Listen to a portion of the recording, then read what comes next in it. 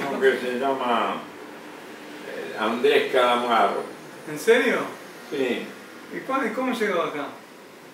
Y llegó porque sintió nombrarme y sí, cuando se fue, cuando dice, me gusta todo, dice, en esta casa, dice esto, le dice a mi mujer, dice, la ideología, dice, y su marido que es un dios.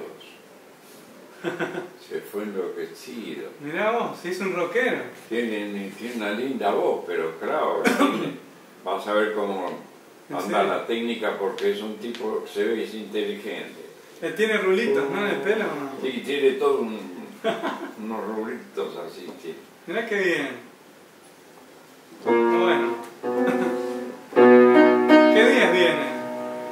Un día más adelante me lo podrías presentar. Por ahí se puede hacer algo con él. Como él está metido.